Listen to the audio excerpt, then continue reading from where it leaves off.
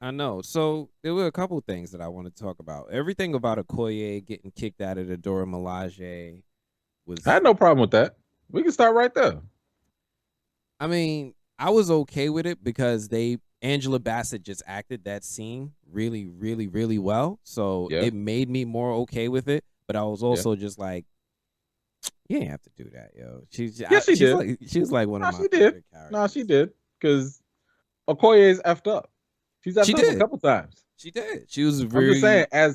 as the general of the Dora Milaje. Now, again, this is one of those things of dumbing stuff down for the sake of the plot. Ain't no way, ain't no way outside of this movie, the general of the Dora Milaje would say, "It's all good. I will take the princess across to another country, and it'll only be me. It'll only be me to protect her. No, Ain't but hold no on, hold on, way." hold on, hold on, hold on. The Dora Milaje have constantly acted in single or in pairs, protecting their monarchs. If you remember in Civil War, Chadwick with that moment with Black Widow, there was only one I Dora Milaje with him. When he was walking around with meeting Martin Freeman in Black Panther 1 and they were doing the interrogation scene, it was just Okoye with him. So it's not out of the ordinary for one with Dora the Black Milaje. Panther, the person who's capable of protecting themselves.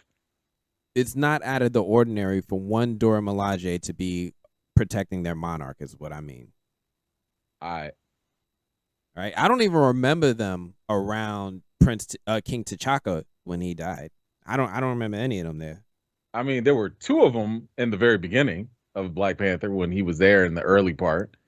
Remember I when he mean was like, Civil War. Remember Civil War? Like King T'Chaka, like when he "Oh, they died, were like there. You just couldn't see them." You that know how they get. You know how they get is how down. they get down. They just be But it right was kind there. of funny how they just like weren't once again plot device for the death.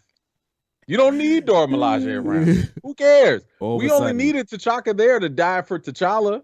That's all. You all of remember a sudden, T'Chaka's funeral? How was that? Did you enjoy it? Did you feel something with T'Chaka's funeral? Wait, they did a funeral, right? come Because on, man. he was a king, and we see how they treat the kings and the queens when they die. So about T'Chaka, okay. I'm gonna try to remember if they had a funeral. Oh, okay. I'm gonna try. I don't know if we have enough time for that, but go ahead. All right. Hmm. um, I don't know. It just Okoye messed up, and she needed a Disney Plus series. That's what happened. I hope the Disney Plus series really goes into the Midnight Angels more than Okoye. I bet you it doesn't. I got a feeling it's just not. I don't think it's gonna be what you think it's gonna be from the comics. We are so far gone No, from where the actually, comics we're are. not that far gone from the comics. I was thinking back, I'm and I could be well. wrong. I'm Somebody talking will about. correct me. I'm just saying we're so far gone from like where the older comics are, like the Hunlin run, the Priest run. We're No, no, so far no. gone Yeah, from but that. Marvel never really cared. I They only know. borrow little bits and pieces. They I really know. borrow more from Jonathan Hickman. He's like their bread It, and butter when it comes to the if that, MCU. I think they're about to start leaning closer into Ridley. This whole flooding of Wakanda is all Jonathan Hickman. It is, yes. So I mean, But I think and those if I days are remember over. correctly, Shuri was the monarch at the time when that happened, not T'Challa. Right, right. I believe And so. and Wait, are you and talking about when the Phoenix? yeah, when he flooded it with the Phoenix, and I'm pretty Right, sure right, he right. was Because like he King of was the because she Dead, was and he pissed was at just him. outside of Wakanda doing stuff with Yeah, the Illuminati. because she was pissed at T'Challa for being buddy buddy with Namor again. Yep. And T'Challa was like, "Don't worry, it's all good. I remember." Like Wakanda never forgets. He's like, as soon Like as we this finna is set over this mofo up. on site. Um, I don't know. I don't know. I really enjoyed Angela Bassett for making up her acting distracted me from a lot of the weak writing. They did so many things Facts. that I didn't expect. Like it's like little things too. Like even coming down to like her multiple hairstyles. Like at one moment she had these long, white, beautiful dreads. Another moment she's got a short fro and she's distraught. I'm like, are you trying to show black girl magic? Like, all right, black girls, we have weaves. This is us, or is this her cutting her hair as a symbolism of being depressed? Either way, it's those little things that they did with Angela Bassett's character that made those moments of me that I didn't like palatable, right? I could sit there and be like, all right, Angela, for you, I'm gonna keep rocking. I don't comment on black women's hair.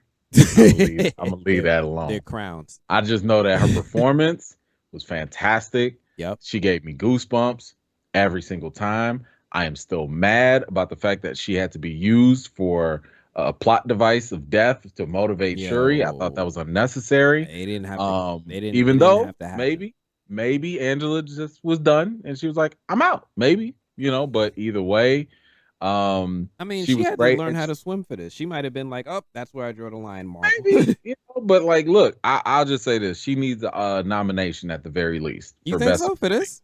She better get at least a nomination, or else I'm gonna be very mad. I'm almost there. I mean, you talk like I also saw Till, right? So like I understand seeing black women grief in film. Wasn't she a lead in Till? Was she? No.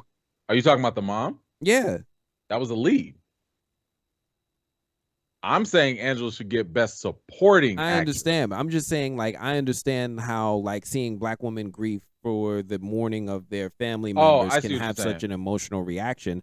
I don't know if this is going to also evoke, like, best supporting actress. Like, there's not a lot of range in showing grief. You got to have. Well, let me backtrack. I mean, it's a supporting role. Of range in that, it's a supporting role, though. Like, by definition, it's not going to give you a lot. But the thing is, did you support the film? Did you do what you needed to do in the limited capacity? And I think she was the Targaryen of this. She put the whole joint on her back. Right. That's what I'm saying. That's a supporting. She did her job. She did her job. She should be nominated. I'm not saying she should win. I'm gonna sit on that because it's like it's not a movie that I would. It's not a role where I would normally look for that type of nomination. So I'm gonna sit on that. I ain't gonna say no, but it's not an immediate yes. It's an auto yes for me. She needs to be nominated for Best Supporting Actress. Well, on the opposite end of the spectrum, I could talk about somebody who probably did the least support, which was, unfortunately, as much as I love her, Lupita. Yeah. Right? Because which is sad because next to Angela Bassett, she's probably the best actress on the entire film. Yeah. Without a doubt. Like, it's I wish in another parallel universe, right? And this is not a knock against Letitia, but in another parallel universe, I kind of wish Lupita was Shuri, and I almost thought she was going to become Black Panther. Either one. But I'm just saying, like, if you want somebody to lead a movie, and if it's not Angela Bassett, it's Lupita that you looking at to take that and run with it. So they did her character. Yeah. They didn't do her character a huge justice in this movie. I thought her scenes were. Now, let me say this: everything she did was fun to watch. It was really, really fun to watch her infiltrate Talokan and get back Shuri and bring them back up. Everything was really, really fun to watch. It just felt a little disruptive because she hadn't been established in the initial act of the film. So it's like, all right, we're going to bring in Lupita to go and, Rambo this stuff or Solid Snake this stuff, and then she's going to disappear back in the background. It was basically a Lupita movie for like 20 minutes. If that. I'd say like 10 to 15. And it was weird to me that the queen went to her. Now, I understand that she's a talented spy, but we're talking about in Wakanda, a nation where she's got like soldiers dripping from the ceilings when you walk into the throne room and spies all over the world. This is the one that you're like, all right, I have to seek her out. I have to go to Haiti. You have to think about what happened right before that, right? So Okoye is banished. Okoye banished, yeah, right? but that wasn't her biggest spy. What did she say to Okoye? What you guys sided with Killmonger, with Killmonger, and I had to go to the mountains and blah blah blah. Who was with her? It was Nakia. That makes sense. Nakia, that's That, and I don't know if they got married or whatever, but the daughter-in-law, if they got married, I don't know. But that was T'Challa's boo thing. And supposedly she knew about the kid or whatever. That's a whole nother conversation. Yeah. So like she has a closer bond with Nakia, even outside of the professional spy realm and stuff like that. There is a bigger bond there. So it didn't surprise me that, she went to her. It just felt disruptive. It just felt like it was just out of nowhere to all of a sudden now introduce Nakia. And it was interesting that they tried to make up for it by saying, you weren't at T'Challa's funeral. Where were you? And like she's like, oh. Well, I mean, I think again, this is a byproduct of the script trying to do too much. Like, I have I need people to tune in to my interview with Nate Moore. Go watch part 1, but wait until I think it's November 21st is when we're allowed to post the spoiler interviews. I will post the second half of my interview, or check out the movie blog. We'll post it on there as well. Where I talked to Nate Moore, and he told me more information about the original script and what was supposed to be the intention. So when you hear about what would have happened and how that was going to happen, all these different things that you're raising right now, you can get the sense that these were the alterations post Chadwick's passing, because they were like, okay, because we couldn't do this originally with Nakia's character, it feels like we have to change it and alter it this way. And I think you see a lot of that happen throughout the movie, which gives it that feeling of being scattered all over the place because they had to make adjustments because their main character is gone, so let's throw this in here. Hey, you know what? To fill in this gap, let's tell this person's story and let's tease this up. And it's literally like, yo, let's throw everything, including the kitchen sink, and let's just see what sticks. I get it. I just think it's a victim of circumstance. I mean, that's all. I'm not saying it's great. I'm not saying it worked. I'm not saying it failed. I'm just saying I think this is all they could do because of the corner that they painted themselves in. And I say that respectfully because by their acknowledgement, Nate Moore, Ryan Coogler, Lupita, all of them, they couldn't imagine having someone else be in the role. They couldn't imagine telling any other way for this story. So because they limited themselves in the scope of perspective of this story, they had to little wiggle room, and they just did what they could with that. I want to bring some balance to this conversation because I don't want to just have a whole conversation where we're talking about the things that kind of didn't work, because there's a lot that worked in this movie, like a lot. Me personally, I love Namor or Namor, whatever you want to pronounce it now. I love him. I struggle to find any criticism with this dude. I know some people find a little something here and there. It don't rock with me. Everything they did, I thought was really, really cool. I thought the way that they reinvented the character from his comics origin, he even had me go back and look at the comics and see. It was like, yo, does this dude even look Mexican? Like, what? And then I'm like, oh snap, he kind of does. Everything they did with him, everything how they borrowed his original costume, they had him walking around in just his swim trunks with the little wings on his feet. Everything about it, I love. Yes, he's exactly like Killmonger in some motivations, but in reality, even in the comics, they were more alike than they're not. The only difference between Killmonger and Namor in the comics was Namor was already a king, right? He's just like, what would Wakanda have looked like had Namor had Killmonger run it from the beginning, right? Would he have kept it in secret, or things like that?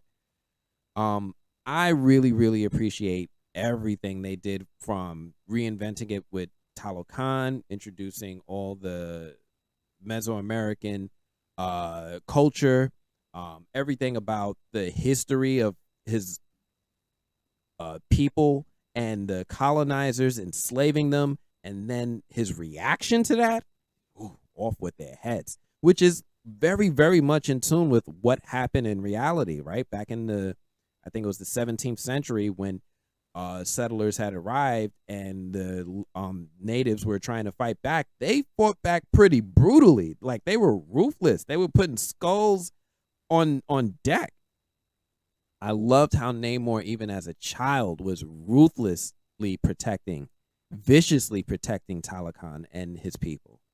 Everything about his character I thought was done tastefully, and I think we'll get a lot of fans with the representation that they have there for Central America. Oh yeah, no, I'm happy for Central Americans as well, Latin, whoever, Hispanic. If you resonated, period, with the Mayan culture aspect, like, I'm happy for them, because I feel like a lot of people are going to get that taste of how we felt as Black folks when Black Panther debuted. So I'm always down for, like, people feeling represented in a positive way with these films. I think that is one of the most beautiful, intangible things these films can do for us. And I definitely think it was successful with Namor. But I would say that like I had no issue. Like, I loved Namor's introduction. Yeah. My man came in, was like, I'm the heavy hitter, right? Oh, you thought you was finna leave, but bring that butt over here, bring that back. Let me run it over. Nah, man, y'all ain't going nowhere. So, I love my man doing the mid-air parkour with the Air Wing 11s. That was dope. Like, he was a problem. He told them, "You come to my city, I'm gonna F y'all up." Okay, you will die. And he did that. I will kill you. He did that. So he's a man of his word. Yeah. So yeah, no, I loved it. I still think the writing could have been better for him. Like, I didn't like his motivation of, I gotta kill the scientist. It's the scientist. If I kill the scientist, everything. First of all, if you were so ready to kill the scientist, if all of Talokan's existence really depended on the fate of the scientist, she was right there. You could have just killed her and been like, Wakanda, what you gonna do? Step. What's up? He already told Wakanda, like, y'all not gonna step to us anyway. Y'all can't handle us. So again, the writing didn't do him good favors there. But outside of that, my man is a threat. My man was a formidable antagonist. He wasn't a villain. He was a formidable antagonist.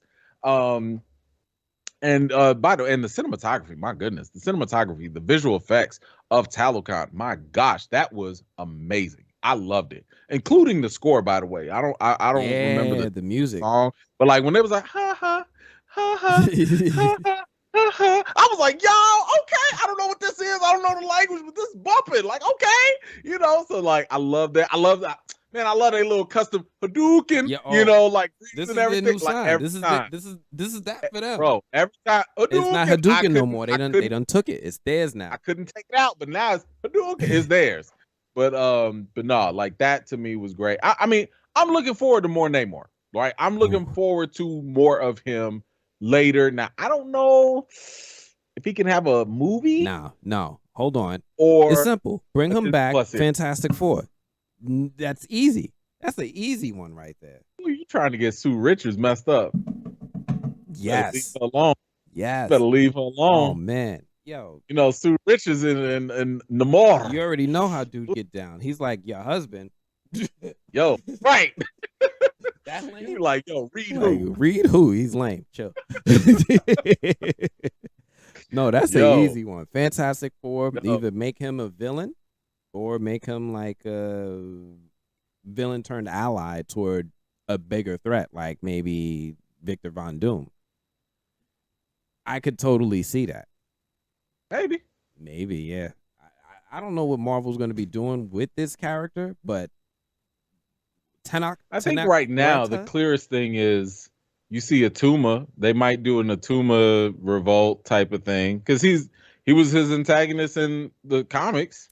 He was. I don't know if I'm ready for like a Namor movie. Maybe like a special or I couldn't even say a series. That would be better. I think that would be a lot better. Like, because, and this is not a knock against Tenoch Huerta, but I don't think Namor or Tenoch spells blockbuster movie. That, and I And can't at the think of a same villain time, for him huh? besides Atuma.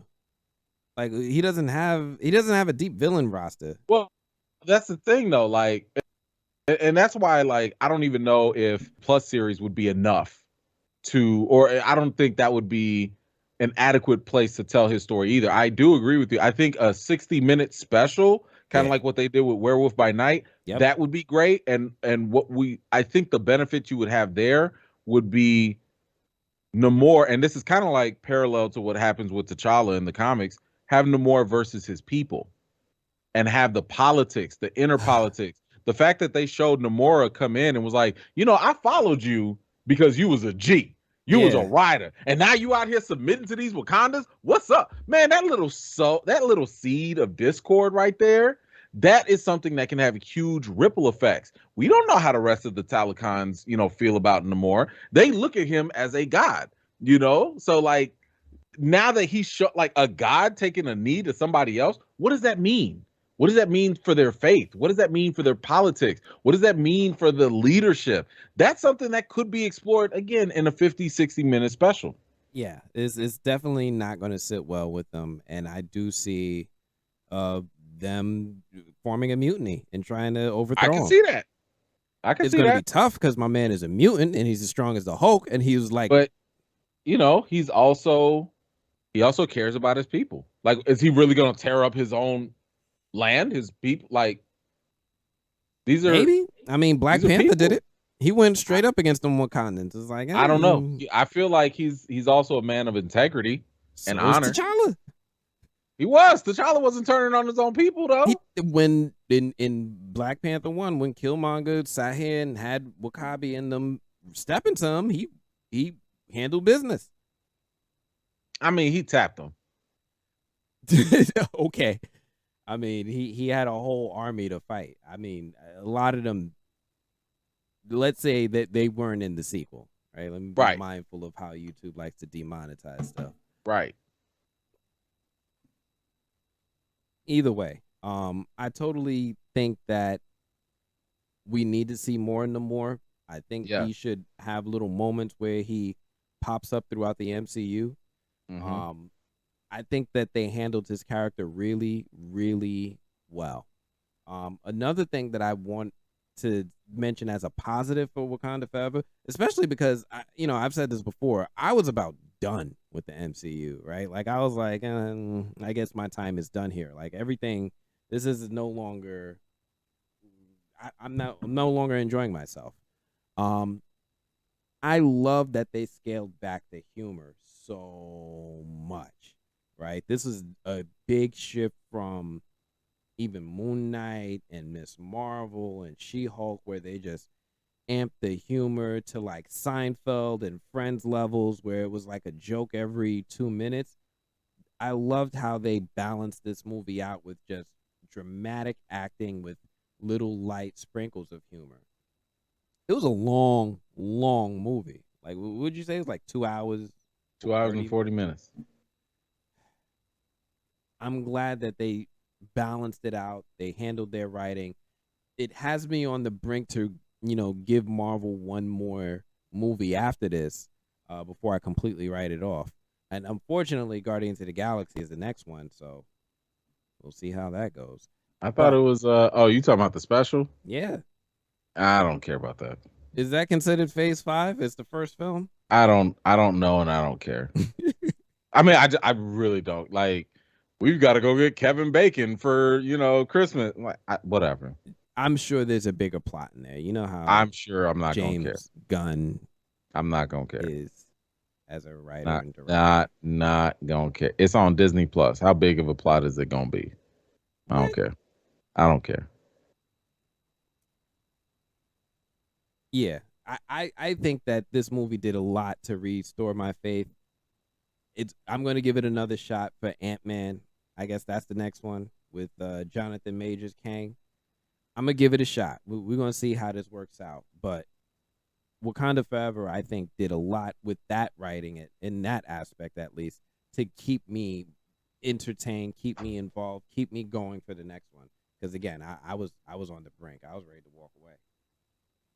Mm. I get you. All right.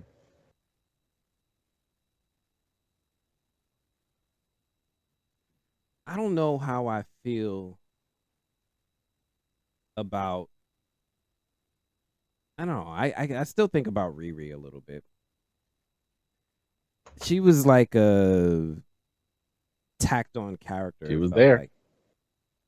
Yeah, she has a Disney Plus show they I got to set mean, up. they did the same thing with America Chavez, and she don't have a Disney Plus show, but this one just. But she was more integral to the plot, at least for Chavez. I mean, the whole point was getting her power. That was the whole point of the movie. I understand. There was no time where you take America Chavez out of the movie that it would have worked. But there were a couple times where Riri was not there or not needed once the fight or could have been replaced. Once the beef was set between Wakanda and Talokan, I forgot about Riri. It was just like at that point, here's the thing. The moment they came and killed the queen. Yeah. Right? They could have been like, Riri, go home. Like, it's cool. Go home. Because it's about to go down and we don't want you to be in the middle of this. You could go home. And actually, I think it would have all been here's the thing. I actually love Riri and Shuri collaborating. To a degree. I've been saying for a long time I've been looking forward to that. So that was really cool. But the way this was written, the way they kind of sort of made Riri just kind of like there and not essential. I mean, you could have done a lot of stuff and just said Shuri figured it out. And we would have rolled with it. If Shuri was the one that figured out we got to dry out Namor and stuff, we would have been like, yeah, because Shuri's like one of the smartest people in the world. Shuri was like, not that smart in this movie. We get that. I give her a pass on that only because she was emotional and she was grieving. And I don't care who you are, emotion is going to affect your logical thinking, as this movie kind of proves. Well, thankfully they had Riri there to be the next genius. And what is she? The third or fourth genius the MCU has introduced recently? I guess. Thankfully she was there to help smooth things out and make things make sense. There's a few things. So how come her Iron Man armor had the same interface as Tony Stark's? Because fandom. And so did the Midnight Angels. Why is she using a hammer and she in Wakanda? Because you got to mimic Tony Stark. Listen, I'm not even that hard on Riri just because she's a supporting character. Like, this is our first time meeting her. Why does she have an LA accent? Time. She sound like she from Compton. She think that's how Chicago talk. Is that from they sound like they from Compton in Chicago? No, but she sounded more like upper northwest side. Oh, all right, my bad. I thought, okay, all right. Oh, excuse me. I thought she sounded like she went to a suburb. She was the only black girl there, and she had to keep it real. She sounded like Ice Cube from Friday, but.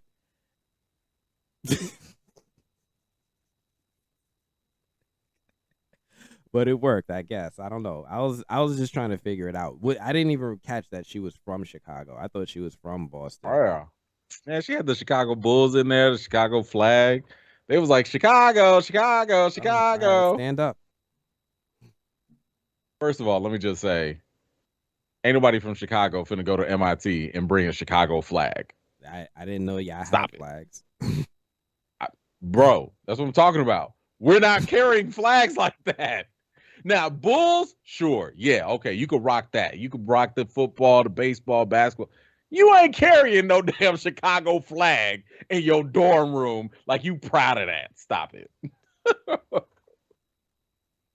You got a New York flag in your house? I don't even know what the New York flag looks like. Maybe there's an apple on it. I don't know. I don't know. Just imagine if they put a Brooklyn flag. Oh, I'm sure it's in Peter Parker's room. It would have Biggie on it. Was he from Queens? He's from Queens, though. Peter Parker's from Queens. Yeah. All right. Is there a Queen's flag? Imagine that in this background. All right. We get it. Anyway. Yeah. This movie. Well, look, you got to get to the main part, which is the post-credit scene. You might as well get to that. Fine. So we talked about this, right? Mm-hmm. This is a tough one because they faked this out a little bit. They're like, oh, she went there. She went back to Haiti. M'Baku showed up for Challenge Day. He's gonna be king. They like doing those fake outs. Like Wong is Sorcerer Supreme. M'Baku's gonna be king of Wakanda. That whole scene with T'Challa Jr., I guess we'll call him. Yeah. It's so I already know, right? I'm gonna have a bunch of friends, like some of my friends are texting me right now. I'm gonna have a bunch of friends who are gonna be like, "Oh, that was great! Aren't you happy? Look, they're gonna have another T'Challa."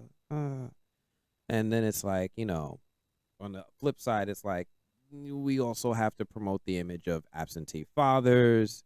We also have to promote the image of displacement of the story.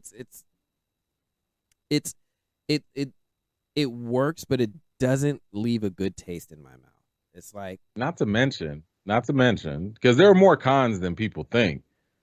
This is how you end T'Challa's story, Chadwick Boseman's T'Challa. You leave him as someone who's been dead longer than he's actually been king.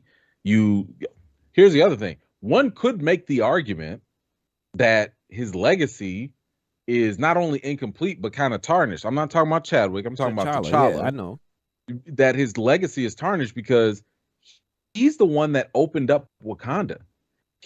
We don't even know how Wakandans feel about it. In the comics, we know that him opening up Wakanda was a problem because the tribes was like, we didn't tell you to do that. What were you doing? Because now that you did that, Doom is coming for us. People are attacking us like every other week. I'm sure that's going to be Black Panther trying 3. To come and get our vibranium. That is a great plot for Black Panther 3 with them. And I was saying the Midnight Angels. It would be, you know what I'm saying? But like, that's the thing. Like, we're never going to see T'Challa deal with that. No. Because that was it was kind of like, yeah, this is a great move for being progressive, but traditionally, conservatively, it was a problem. The movie literally starts off that way. The fact that people have been attacking them and been going to their outreach programs so they can steal vibranium. Yeah. That's all of T'Challa's decisions. So again, it's kind of like, this is what y'all leaving him with? It's almost as bad as the legacy that they left for T'Chaka. Because T'Chaka right now, it's like, yo, you're the reason Killmonger came and did this to us. You went and killed your own brother, and you left the kid over there.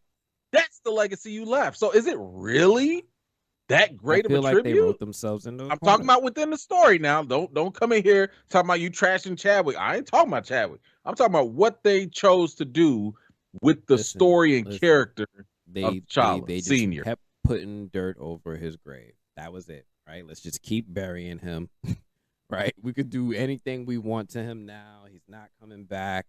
Oh, we'll just make everybody unhappy with him. We're going to give him a kid. His story, it is what it is. I got the feeling that they're not even going to put it on him because they don't want to tarnish. They don't want to be negative. But I'm just saying, like, if we're looking at the story you gave us, Wakanda's been attacked. Wakanda has been, infiltrated because of T'Challa. Even Namor blames T'Challa. Even Namor. Namor was like, your boy went out there and opened up. Why did he tell them about you? What did he do that now for? They're looking for vibranium. Why did he do that? Did he not know how they were going to be? To be fair, Namor blamed T'Challa. Claw did it first. Listen. Claw did it, but like Claw was an isolated Claw was thing. selling it out in the market, telling people like, yo, these people are not what they make you think they are. But nobody believes him. Nobody believes him. Even the CIA didn't believe him. They was like, "What are you talking about? Shut up." So it's like, where do we go from here with T'Challa Jr. though? That is the number It's one like, question. That is where I'm in wait and see mode. I remember texting you immediately after I saw the movie, and I said, "Yo, they need to age this kid up ASAP, like immediately. Like Find out some magic yes. thing, some Infinity Stone, whatever Listen, you need to do." Kang is right around the corner. Kang is right around the corner. There's gonna be some time travel shenanigans. Take him, There's gonna be raise some him in the multiverse future, stuff bring him happening. back as an adult Black Panther. Whatever. That's fine by me. Look, bring him back and have him tag team with Shuri. I'll be happy. I do not want to see him join the Young Avengers as a little mini Black Panther. I agree. At this point, he's too young for that. Just give it a little bit of time. I mean, the other kids are teenagers. Look at what they're doing with the Wanda's kids, right? And Coven of. They can grow themselves up though. They literally control themselves. Like magic. They can do that. They already recast. I think they already recast one of them. Yeah, they already got like a new Billy. So, but look, this is what I'm saying. Don't make the Junior a symbolic gesture. Don't make him something like, "Hey, y'all, we got T'Challa over here. It's all good," and then leave him alone. They're gonna do. Here's my guess. I keep saying we know what they're gonna do. I think they're gonna just introduce a little girl named Storm. I'd be fine with T'Challa that. Jr. We're gonna have them be kids and do magical. Just let them frolic, go be friends. Yeah, that's fine. But I got a feeling they ain't gonna do that. I got a feeling they're gonna be like, "Nah, Storm's coming, but she gonna be an adult. She gonna be this." I just listen. But here's the thing: it's time travel and multiverses. Anything is possible. They didn't do that. Anything. Because for one, they did that, we have not only Secret Wars, we have Secret Wars, and we don't know what that really even means. Yeah. And for two, before Secret Wars, we also have Avengers Kang Dynasty. So Kang Dynasty implies Kang won. He's got a dynasty. I mean, he's been one. This man has rules this world. He's conquered, and somebody's gonna have to go back in time and like fix it all. I don't know how else you interpret dynasty. No, I just paused for a second and I was like, Steve Rogers went back in time. Sure did. With all the Infinity Stones and Mjolnir, and came back as an old man with a brand new shield and refused to talk about what he did. From an alternate universe. He came back from an alternate universe. And refused to talk about, well, I don't did he? Was it an alternate universe? Yeah. I mean, it was an alternate timeline. I mean, the way after Loki, it's hard to tell. Not really. Loki confirms it. Every time you go do something, you create a different branch. Kind of, but there's also a way to steer it back in. Right? That was the whole point of them going back. If you go back, if you put if you go back, so but the fact that he went and literally lived his life. Did he come through a portal? Or did he just live his life and this was the same reality? It depends on how you interpret it. Like if it's a different branch, he could come back, but he would have. I don't know. I ain't gonna go too crazy. I think he came back because he took extra tubes. He did.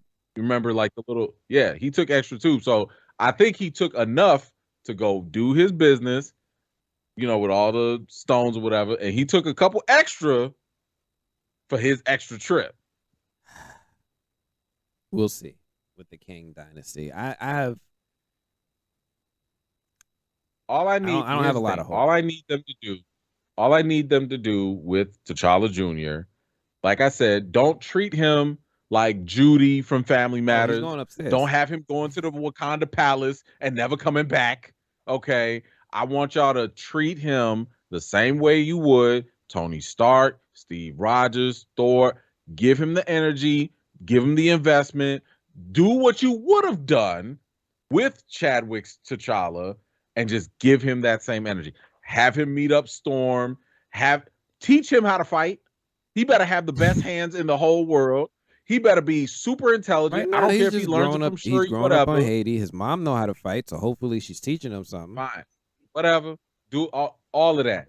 He should have everything. If anything, he should be more comic accurate than Chadwick's, because we knew Chadwick's version was not very comic accurate. Like some people have complained about that, but now especially because Coogler had said in an interview that like in the comics he was reading, T'Chaka died when T'Challa was young, so he had to be a boy king, and learn like as he was young.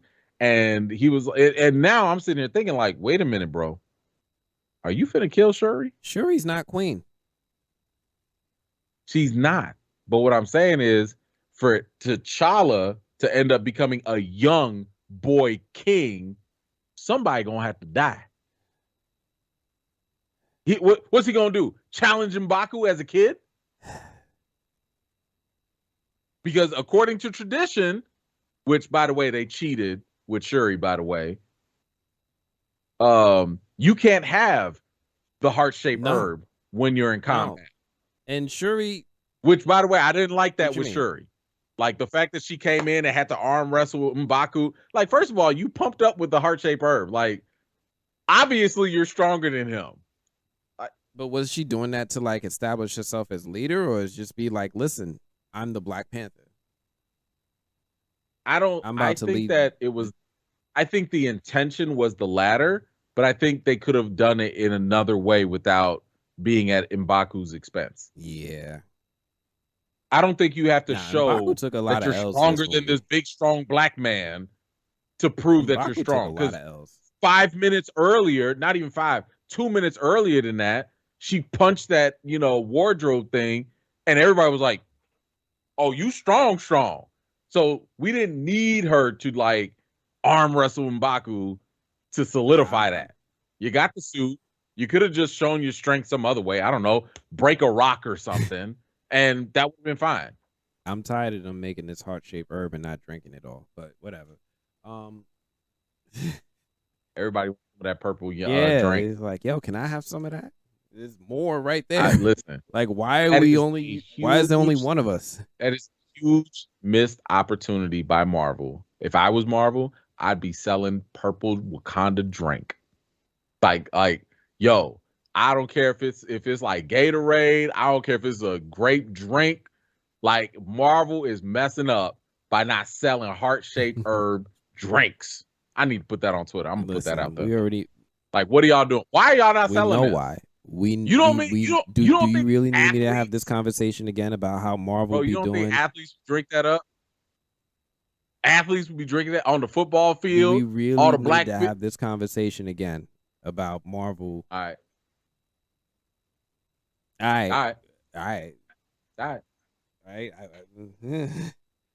We already know. When's Black Panther 3 coming out? Probably in 2027, 2028. This is why when people are like, "Oh, don't worry," in Black Panther 3, that's when the kid when in 2030, 2030 when they do another one, right? It don't matter how the pace, the pacing of Black Disney Marvel stuff. Don't. I was walking around. I won't go there. Around it. I won't go there. Won't go there. I won't talk about the Phase 4 announcements and how everything got done and produced except for Blade. All of them, and they got sequels announced too. Loki season 2, and they got sequels already in the works. And Blade is still working on a script. Blade is still working on the script. A script. And then World of Wakanda. When's that coming? They said they working on it. When did they announce it? A little while ago. But they working on it. Warner Brothers just ended all of J.J. Abrams' projects for taking more than 2 years.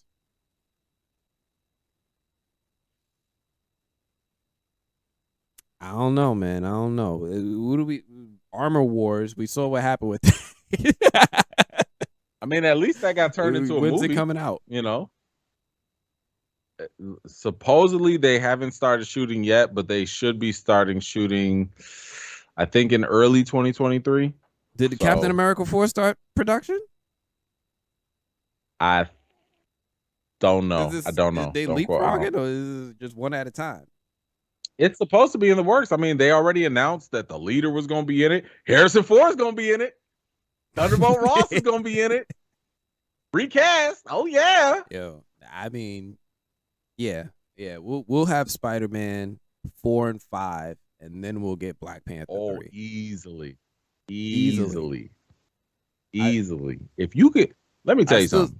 If they have 2 Spider-Man movies before Black Panther 3, we gonna have a problem. I promise you, Spider-Man 4 is coming out in 2024. Problem. I'm calling it now. The film hasn't even been written yet. One? But I promise you, which Spider-Man one? 4. Spider-Man? Listen, 2024. I'm okay with that. I'm okay with that because they at least have a little bit more time to do that. All I'm saying is when Spider-Man 5 comes out, 2026. If Black Panther 3 is not out by the time Spider-Man 5 comes out, we have a problem.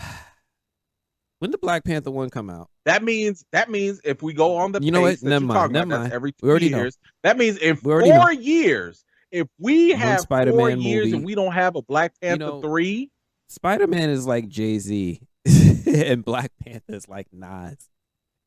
Jay-Z's dropping albums every year. I don't like that comparison. He's dropping albums every year, every summer, every 2 years. Nas is one good album every 4-year average. No. I'd say Spider-Man is more like Drake. Like, not only is he dropping stuff consistently, he on other people's stuff. Oh yeah, there was a report talking about he was finna feature in hold on, Black Panther wasn't Civil War. Into the Spider-Verse. He was in Infinity War. He was in Endgame. He's Drake. No, I'm talking about Black Panther. Drake. Black Panther. He was in the same movies. I'm talking about Tom Holland's Spider-Man. They treat him like Drake. He's everywhere, and he's dropping his own albums. I know. Just be patient, okay? Why you bring this up? Now you got me patient. What do we? I know that I wrote this question, and I hope you would ask it. What to Nate Moore when you got a chance to interview him? What do we need to do as Black Marvel fans to help accelerate the release of products starring Black superheroes? Like, so I know one thing. We helped Black Panther 1 cross $700 million domestically and was the highest grossing superhero movie of all time domestically for a long time. Mm-hmm. What do we need to do to encourage Marvel to give us more product? Be vocal. Because that's what he said. Now I would, again, money's not loud. I thought Money was pretty vocal. That I had more time to talk to him and be like, how? Do you do you want us to be vocal on social media? Do you want us to be vocal on outlets? And how? Like, how do you listen to us? Do you listen? I'm pretty sure they listen. They watch the show because they borrow some of our ideas for their movie. I know they listen to everything. But what I'm saying is I wanted to be able to pin him down and say like, we listen on social media. We just need another interview. We listen with the dollars. We need another interview. I know. Trust me. Listen, I already asked. But those are the questions I would ask because I'm like, give us something that we can latch on to and be like, oh, do we need another petition? Do we need to vote with our dollars? Do we need to vote with our whatever trends? Like, what does Marvel listen to? And if you say everything, fine, we'll do everything. But at the end of the day, I think the most important thing, especially as Black audiences, what people have to do, if that's what you want to see, you have to be vocal. You have to actually say, listen, I say this straight up. Tag them. Don't just sit here and complain. Tag, dear Marvel, at Marvel Studios. Kevin Feige's on Twitter. You don't really use it, but he's on there. But I would go at the public profile, like, at Marvel Studios, at Disney. Talk to them. We give them money. All right, listen. This is they're publicly traded companies. These are companies you can buy stock in. This is a worthy. And I'm not saying, listen, hold on. And I'm not saying we need to go harass them. No. I'm not saying we need to go attack them or bully them or cyber bully or do whatever other certain movements we're doing. I ain't saying none of that. I'm saying if you love something, tell them. If you don't like something, tell them. Be respectful about it, because we've seen how Disney deals with trolls, She-Hulk, right? But like at the same time, if you really love something, go tell them. You don't think that they saw that beautiful outpour of love for the first Black Panther and they were like, hey, we got to do something special with it. You don't think Yeah, that? You know I'm sure they did, and they were like, "Yeah, Right. we're going to do something special in 5 years." So, but then, and to your point, then that means we need to be more focused with our conversation. Because what you're talking about is not something that's been vocalized collectively. I mean, I don't hear even think you, the average but I feel person like that recognizes. statement is going to get the same type of reaction from people. Is like when they say, "Yo, I want to see change in our country," and they be like, "Oh, well, you just need to go out and vote." And I'm like, "What?" See, but that's the thing. Even with the politics aside, voting is just one step. I understand you still that, but have I'm just to saying, go like, it's follow up. It's You different still have with to keep entertainment because here's the biggest thing to me: Black Panther made like $1.3 billion. Yes. None of the movies since then, besides the Avengers movies, came close. Yes. How does money? Well, No Way Home was close.